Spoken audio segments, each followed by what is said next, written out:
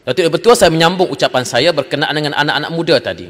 Anak-anak muda jika diberikan peluang untuk berkreativiti, mereka boleh mencatatkan kejayaan. Saya ambil contoh di beberapa hari lepas ataupun minggu lepas, satu filem yang telah pun disiarkan oleh Astro First, iaitu Mak Entote The Movie, yang mana dihasilkan oleh anak Kelantan, hasil daripada seorang anak Kelantan namanya Syazmi Sazli. Saya rakamkan tahniah di dalam Dewan Rakyat ini, bagaimana suatu filem yang dibuat dengan bajet yang rendah, RM400,000 Malaysia sahaja, telah mencatatkan sejarah di dalam Astro First, mencatat kutipan lebih daripada RM4 juta Malaysia dalam masa 5 hari sahaja. Bagaimana seorang anak muda yang saya kira tidak mempunyai bantuan daripada pihak kerajaan dari sudut keuangannya untuk menerbitkan filem sendiri, dengan kreativitinya telah berjaya untuk membuka mata pengusaha filem tempatan dalam keadaan suasana pandemik COVID-19 pada hari ini. Pawagam-pawagam ditutup dan sebagainya, tetapi rupanya ada ruang baru untuk pengkarya-pengkarya ataupun karyawan-karyawan kita menerbitkan filem mereka masing-masing, dan ia dimulakan oleh seorang anak muda yang masih belum ada pengalaman dalam dunia penerbitan filem.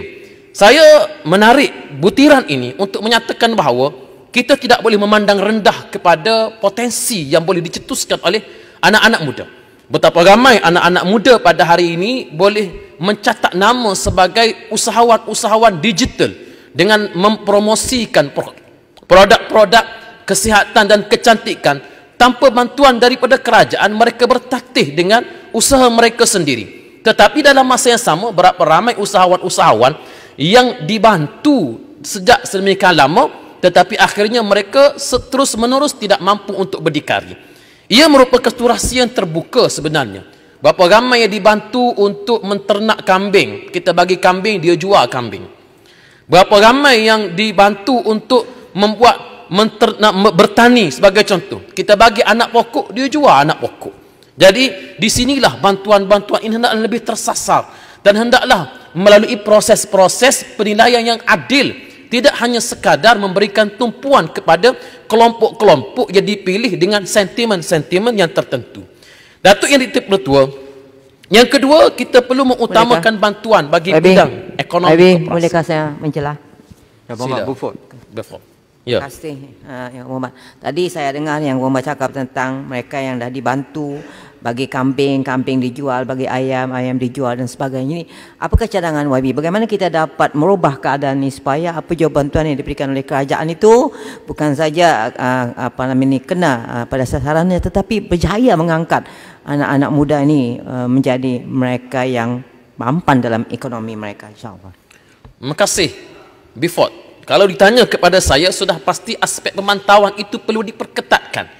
Kalau kita jual barang, dia ada konsep service after sale, iaitu kita perkhidmatan selepas daripada barang itu dijual. Begitu juga dalam bentuk bantuan, pemantauan selepas bantuan itu diberikan. Adakah mungkin sebelum ini kita bagi bantuan sekadar untuk melepasi KPI, iaitu bantuan berjaya disalurkan, dana berjaya disalurkan, tetapi dia dalam masa sama tidak ada pemantauan. Ya, agensi berkenaan melepasi KPI, bantuan telah disalurkan, tetapi mereka yang menerima bantuan ini, adakah mereka telah memanfaatkan bantuan itu dengan sebaik mungkin? Sehingga kalau kita nak bagi tahu, kalau kita nak sebut secara kasarnya, kalaulah bantuan-bantuan kepada petani ini, anak-anak pokok ini yang diberikan kepada mereka, diberikan bantuan ini, mungkin sudah banyak hutan belantara dengan izin betul boleh diwujudkan, tetapi realiti yang berlakunya tidak begitu. Mereka yang diberikan tongkat ini seringkali mengharapkan tongkat dari masa ke semasa, sedangkan anak-anak muda yang tidak ada, dengan maaf saya menyebut, tidak ada kabel ini, akhirnya mereka bertatih di atas kaki mereka sendiri, tetapi mereka berjaya membuka pandangan masyarakat. Jika mereka diberikan bantuan yang sewajarnya, mereka boleh untuk berjaya. Saya balik kepada soalan tadi, aspek yang penting adalah aspek pemantauan. Bagaimana pemantauan dilakukan, bagaimana pemarkahan diberikan, bagaimana penilaian diberikan. Kalau mereka masih perlu bantu mereka kalau mereka benar-benar ingin berjaya. Balik kepada persoalan saya tadi, iaitu yang kedua, utamakan bantuan dalam bidang ekonomi koperasi seperti pelancongan dan sektor sekitar kawasan PKPB dan PKPD. Pasca COVID-19 ini, kerajaan telah memberikan bantuan pada syarikat-syarikat koperasi bagi membantu pengoperasian yang lebih lancar. Namun begitu, kerajaan juga diharapkan bagi memfokuskan bantuan dalam belanjawan yang akan dibentangkan untuk koperasi, khususnya sektor yang terjejas seperti pelancongan yang begitu terjejas teruk dan koperasi yang beroperasi di kawasan PPKD dan PPKB ini. Yang ketiga, penekanan pendigitalan koperasi. Koperasi juga perlulah diberikan penekanan untuk mengadaptasi dunia globalisasi yang kian mencabar. Mereka perlu diberikan latihan dan pendidikan bisnes yang seiring dengan perkembangan ilmu perniagaan supaya dilihat kompeten dan tidak hanya berfikir untuk meneruskan operasi dalam kawasan-kawasan tertentu sahaja. Yang berikutnya, wujudkan program berkonsep seperti BA100 yang membantu bidang ekonomi kooperasi yang lain. Angkatan Koperasi Kebangsaan Malaysia Berhad Angkasa telah mewujudkan, ini berjaya, satu program yang dinamakan BA100 ini bagi memudahkan peruncit-peruncit koperasi dengan membekalkan barangan asas yang lebih rendah harganya berbanding harga pasaran kepada peruncit koperasi. Konsep yang sama, Datuk Yang Dipertua, boleh diaplikasikan bukan sahaja bagi bidang pemborongan dan peruncitan, tetapi juga boleh disediakan bagi keperluan yang dapat membantu sektor lain seperti peladangan, pertanian dan lain-lain. Sebagai contoh, menyediakan alatan dan juga kelengkapan sektor yang berkait yang lebih rendah berbanding dengan harga pasaran. Yang berikutnya, medan e-commerce berpusat khusus bagi koperasi. Kerajaan juga boleh memperuntukkan keuangan bagi mewujudkan medan e-commerce khusus bagi perniagaan-perniagaan koperasi bagi meningkatkan potensi pelanggan di setiap koperasi. Seandainya perkara ini dapat dijayakan, e-commerce tersebut bukan saja dapat membantu koperasi meningkatkan hasil jualan, tetapi juga akan dilihat faktor yang mampu menarik minat lebih ramai untuk terlibat dalam penubuhan koperasi disebabkan prospek pelanggan yang berada di atas talian yang stabil. Usaha ini juga dapat menjimatkan sejumlah wang sekitar setiap koperasi di Malaysia yang akan berbelanja bagi urusan marketing dan pencarian pelanggan yang baru. Dan berkait dalam isu ini juga, walaupun tidak ada kaitan dengan kementerian, untuk menjayakan ini perlulah ada usaha rentas kementerian, di mana perlu usaha untuk memperkasakan capaian-capaian internet dan infrastruktur bagi menjayakan proses e-marketing seperti ini.